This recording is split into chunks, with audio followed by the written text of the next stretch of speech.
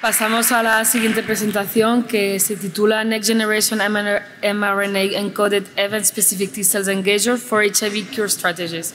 Y lo presenta Audalba y Piqué. Muchas gracias. Primero de todo, buenos días. Me gustaría agradecer al Comité Científico la posibilidad de presentar nuestro trabajo en el Congreso. Me gustaría empezar haciendo un pequeño resumen de la necesidad de la cura del VIH. Como creo que aquí todos sabemos, al iniciarse la infección por VIH, aparece el reservorio viral y este es nuestro principal impedimento para llegar a una cura funcional. Esto lleva a la cronificación de los tratamientos antirretrovirales que van ligados a aparición de multimorbilidades y a un incremento del coste de atención al paciente, también al estigma. Por eso, los objetivos principales del campo de curación se centran en la eliminación del reservorio. Como bien presentó Javier el domingo, hay distintas estrategias que se están siguiendo para la eliminación del reservorio.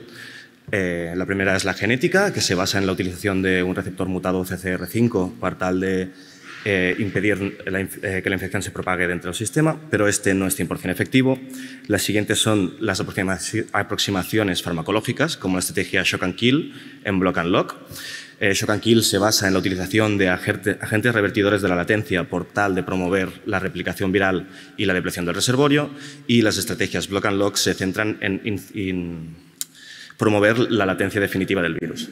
Y por último, las inmunoterapias. Estas son parecidas a las que se siguen en el campo del cáncer y son tales como vacunación terapéutica, immune checkpoint inhibitors, CAR T-cells y anticuerpos ampliamente neutralizantes. En este proyecto hemos desarrollado un T-cell engager o un anticuerpo reclutador de células T que entraría entre una funcionalidad parecida a las CAR T-cells utilizando algunas de las ventajas de los anticuerpos ampliamente neutralizantes. ¿Qué son los T-cell engagers? Son principalmente anticuerpos biespecíficos con distintos formatos diseñados por tal de unirse a células diana que pueden ser modificadas a distintos targets y activar al mismo tiempo células efectoras actuando como un puente y promoviendo la interacción entre estas. Estas se han desarrollado sobre todo en inmunoterapias para cáncer y están siendo utilizadas de manera comercial para algunos cánceres y se están desarrollando para algunas enfermedades infecciosas. Otra parte importante de nuestro proyecto es que este T-cell engager lo hemos desarrollado como una molécula de mRNA con la intención de ser capaces de producirlo directamente in situ y ser más efectivos en la producción y en el coste de la aplicación de estas terapias. Las terapias de mRNA han ganado importancia estos últimos años con el desarrollo de las vacunas de COVID y están siendo estudiadas para terapias parecidas a esta. Aquí tenemos nuestra molécula que hemos desarrollado. Esta ha sido diseñada utilizando un nanobody de camélido ampliamente neutralizante contra la envuelta del VIH y un anticuerpo anti-CD3 efector, OCT3, que está siendo también utilizado para las terapias de cáncer y está validado y se usa comercialmente. Aquí abajo tenemos nuestro prototipo, el cual hemos denominado mRNA-EMBLITE, ya que tiene esa biespecificidad para la envuelta y el CD3. Y LITE viene de Light T-Cell Engager, ya que presenta un tamaño más reducido que los formatos que se están estudiando actualmente. La intención, como decía, es que este se una al CD3 de las células CD8 efectoras, uniéndolas a las células que expresen envuelta del reservorio del VIH, promoviendo la eliminación de este. Y también hipotetizamos que puede actuar como un agente revertidor de la latencia, uniéndose a las mismas células del reservorio que expresen envuelta, activándolas a través del TCR. Este prototipo lo hemos desarrollado de tres maneras distintas: como proteína purificada, como resultado de la transfección, como sobrenadante resultado de la transfección por DNA y como sobrenadante resultado de la transfección por mRNA, y los hemos estudiado como prototipos separados. Lo primero que necesitamos demostrar era la unión, por eso llevamos a cabo ELISAs específicas para CD3 y envuelta, donde pudimos detectar que se unía de manera específica a ambas dianas. Lo siguiente fue demostrar esta misma unión en membranas celulares. Para eso seleccionamos las células Jurkat, que son CD3 positivas envuelta negativas, y utilizamos nuestro anticuerpo como un anticuerpo primario y un anticuerpo anti-TAC de histidinas como anticuerpo secundario para detectarlo. Como podemos ver, nuestros prototipos, los tres, se unen de manera específica al CD3 en las membranas celulares y replicamos los mismos experimentos con una línea celular CD3 negativa envuelta positiva que generamos nosotros, donde también pudimos ver unión específica a ambas dianas. A continuación, queríamos testar nuestra hipótesis de que estos prototipos podían actuar como agentes revertidos de la latencia.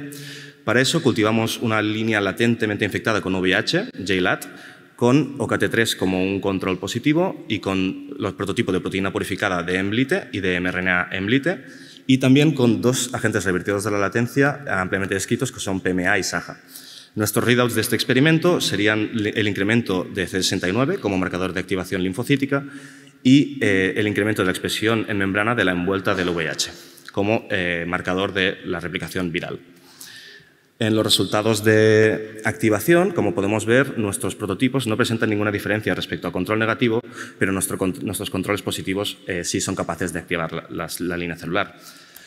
En cuanto a la infección, nuestros prototipos no fueron capaces de inducir la replicación viral en la línea latentemente infectada, pero OKT3 sí pudo y los agentes revertidos de la latencia descritos como PMA y SAHA también pudieron revertir la latencia.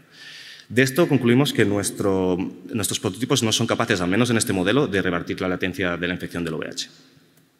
A continuación, queríamos probar la capacidad de los prototipos de activar líneas CD3 positivas de una manera envuelta dependiente. Para eso se cultivaron células Jurkat en presencia o ausencia de envuelta con todos nuestros prototipos y con OKT3 como control positivo de activación inespecífica, ya que este está descrito como un activador de CD3. Una vez más, miramos activación por CD69 a través de flow cytometry. Este experimento se llevó a cabo en un gradiente de 0, 10, 25 y 50 nanogramos mililitro de todos los prototipos y del control positivo. Y como podemos ver, en OKT3 vemos una activación envuelta independiente, es decir, las células Jurkat se activan de la misma manera, esté o no esté envuelta en el sistema, pero con nuestros prototipos, con todos ellos, la activación se da en concentraciones más bajas cuando envuelta está en el sistema. De manera que demostramos que nuestros prototipos son capaces de activar células Jurkat de manera envuelta dependiente. Cuando nos centramos en la concentración de 25 nanogramos mililitro, podemos ver que estas activaciones son estadísticamente significativas, de manera que lo dimos por probado. A continuación, queríamos un sistema que fuera más biológicamente representativo. Al final, las líneas celulares están muy bien, pero tienen sus limitaciones y llevamos a cabo el mismo diseño experimental con PBMCs completas de donantes sanos. En este caso, también miramos CD8, CD4 y miramos activación por CD25 como un marcador de activación adicional. Aquí tenemos un ejemplo del gating, en el cual vemos cómo la activación de CD25 y CD69 se ve claramente, pero en este caso solo os voy a mostrar la activación por CD69 por una cuestión de claridad y porque no hay diferencias con la activación con CD25. Una vez más, aquí tenemos resultados separados por CD8 y CD4, y como podemos ver, la activación en este sistema es significativa, es envuelta dependiente de una manera estadísticamente significativa, tanto en CD8 como en CD4. Por último, llevamos a cabo un experimento de cocultivo por tal de demostrar la capacidad como reclutador de células T de nuestros prototipos.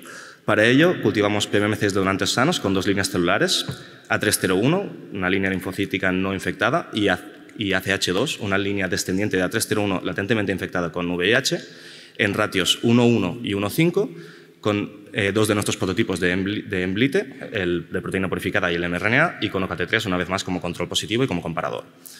Lo que esperaríamos sería que en el caso de las células no infectadas no existiera interacción entre las CD8 sanas y la línea, causando que no haya activación, pero sí una interacción en las células infectadas y una depleción de las células infectadas y un incremento de la expresión de CD69 de las CD8 sanas.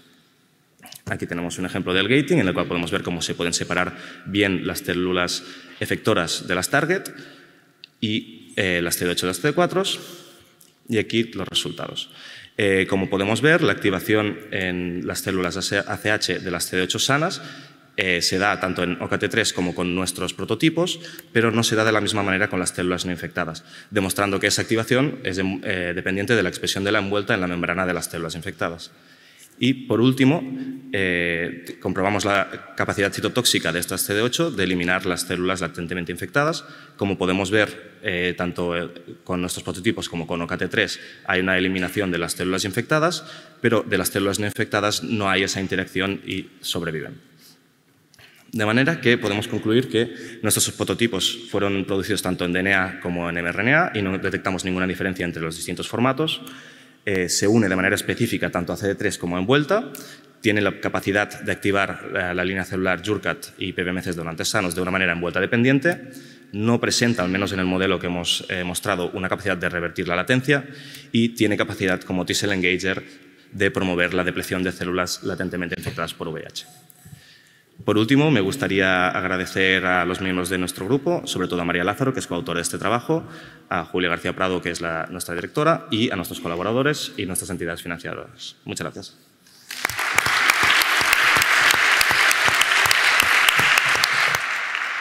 Muchas gracias, Eudald. ¿Hay alguna pregunta en la sala? Ahí en el medio. Bueno, mientras va llegando yo te pregunto, en el modelo que haces con las ACH2, sí. Es un modelo un poco in vitro, ¿no? Sí. Lo puedo entender. ¿Sabes el porcentaje de ACH2 que expresa envelope? Sí, el porcentaje de ACH2 que expresa envuelta es variable dependiendo del momento en el que se encuentre en cultivo, pero puede llegar hasta un 20%. Por tanto, como modelo de latencia, sí que es verdad que no son ideales, sí. Ya que es eso, tiene una expresión basal muy alta comparado a lo que encontrarías en un reservorio biológico. Muchas veces estos tipos de experimentos, si se hacen con otras líneas de latencia, requieren de un estímulo como TNF por tal de inducir esa expresión de envuelta. En este caso, ACH2 nos pareció bien para no tener que inducir esa expresión, pero sí que es verdad que en el momento que nos movamos hacia PMCs de donantes infectados, sí que estamos planeando utilizar a lo mejor otros agentes revertidos de latencia para tal de facilitar esa interacción. Aquí, muy interesante la charla. Respecto a los experimentos de la reversión de la latencia en JLAT, ¿puedes especificar qué clon de JLAT fue? 8.4, si no me equivoco. Digo porque muchos de los clones de JLAT, porque son derivados de Yurcan, no expresan CD3. Entonces, cuando estás mirando la reactivación con una molécula que activa el CD3, igual utilizando algunos que son más sensibles a CD3 estimulación, ¿la podrías ver? Sí, aún así cuando estimulamos con OCT3 sí que vemos esa reactivación y sí que vemos una activación. Por lo tanto, esta línea expresa CD3 y es sensible a esa estimulación. Este experimento también lo repetimos con las ACH, que también tenemos caracterizadas por la expresión de CD3 y vimos lo mismo, no conseguimos ver reactivación de latencia. Y luego, al menos por los estudios originales con JLAT, en JLAT se les quitó la envuelta, el gen de la envuelta, para poderlo ser simplemente una réplica, o sea, sin tener el virus replicativo. Eso no lo tuvimos en cuenta en el diseño experimental, pero aún así con los resultados de ACH, que sí que sabemos expresa envuelta, no detectamos ningún. Y sí que, de hecho, sí que vemos expresión de envuelta cuando hacemos marcaje, cuando estimulamos con PMA. Por lo tanto, en este caso la podemos detectar bien. Sí. Aquí. A tu derecha. Espera. No, aquí. Espera. Esto, ¿qué tal? Nada, muy interesante, me parece muy interesante el abordaje que habéis hecho. Tenía dos dudas. Una es, claramente es envuelta dependiente, pero algunas de las gráficas que has mostrado, que ha ido muy rápido, sí se ve un cierto background en algunos experimentos. Estos experimentos los antes de hacer esto, llevamos a cabo una puesta a punto en el cual hicimos gradiente desde 10.000 nanogramos mililitro a 0, un poco lo mismo. Y sí que es verdad que cuando pasamos de 100 nanogramos mililitro para arriba empezamos a ver una activación inespecífica, esa estimulación de CD3. Es una parte delicada del proyecto porque al final tú estás induciendo esa activación CD3, puedes dar problemas sistémicos, obviamente. Y la otra cuestión es respecto al tema que destruye células latentes, ¿no? De alguna manera sí necesitas el tener una cierta expresión de la envuelta en esas células. Entonces es cierto que digamos, las cinéticas hace que haya una inducción de envuelta en la superficie antes de que se formen las partículas, ¿no? Es un poco bajo lo que trabajamos. Pero no sé si realmente en células latentes, digamos, full, sería posible el reconocimiento, ¿no? Claro, es verdad que las células latentes no son famosas por expresar muchas proteínas virales precisamente, pero este tipo de terapias, yo creo que la mayoría de terapias de VIH van hacia terapias combinatorias. En cualquier caso, nosotros creemos que si fuéramos a llevar esto más adelante y hacia una aproximación terapéutica, tendría que ser en combinación con otros agentes revertidores para facilitar esa interacción. De acuerdo. Muchas gracias. Enhorabuena por el trabajo. Ahora sí. Una pregunta. ¿Habéis testado si en células de donantes VIH pues, con marcadores de agotamiento también vuestros prototipos producen una degranulación comparable como la que habéis visto? ¿O lo vais a combinar con blockers de los checkpoints? Eso no lo hemos hecho todavía, forma parte un poco de la intención de hacia dónde queremos llevar el proyecto. El siguiente paso, obviamente, son células de donantes en latencia. Sería una parte interesante de ver si esas células exhaustas son capaces de generar la misma degranulación. Lo podemos tener en cuenta y lo podemos mirar. Gracias. Perfecto, pues si no hay más preguntas, muchas gracias, Eudald. Muchas gracias.